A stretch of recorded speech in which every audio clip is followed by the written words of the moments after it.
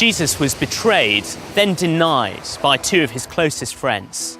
He was shamefully mocked and mercilessly executed by his enemies.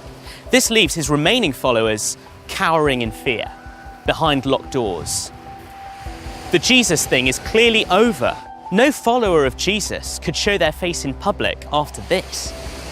And yet, within weeks, the whole of this Roman colony is alive with thousands of new believers, pointing to the empty tomb of Jesus, convinced that he's risen from the grave and freed them from guilt, fear, and death.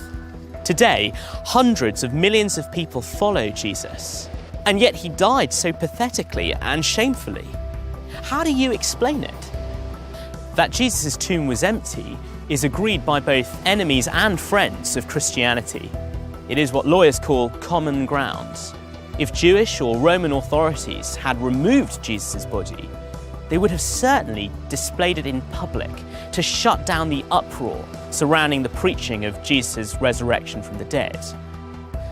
But they never did. What if John and the other disciples of Jesus were making it up? Could they have hidden Jesus' body and pretended that he was alive? People will sometimes die for what they believe to be true, but not for a miserable lie. These first followers of Jesus were willing to be fed to wild animals and sawn in half.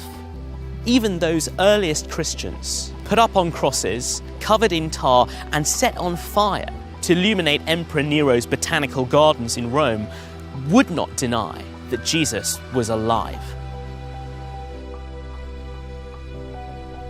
More remarkable still, many thousands of religious Jews came to follow Jesus after his death and simply gave up temple worship, animal sacrifice, and Sabbath observance.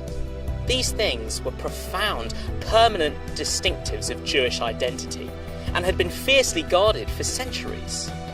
They even accepted non-Jewish followers of Jesus as their brothers and sisters.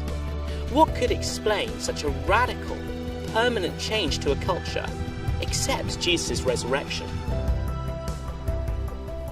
As you read this account of Jesus' followers meeting the resurrected Jesus and of Thomas turning from doubter to dedicated follower, what conclusion do you reach? Mass hallucination, perhaps? The eyewitnesses of Jesus' resurrection were people of different temperaments, at different places, at different times, all hallucinating a thoroughly unexpected encounter with the murdered Jesus. It's agreed that hallucinations conform to certain criteria, none of which is present here. Additionally, it's very unlikely that hallucinations could inspire the radical personal transformation of the disciples, even to the point of being willing to die for their faith. Nor do hallucinations explain the stubborn fact of the empty tomb. According to John, the only reasonable conclusion is to believe that Jesus is alive, risen from death. And if he is, then his offer of forgiveness and eternal abundant life is genuine and true. Is there any good reason not to believe in him and receive this amazing gift?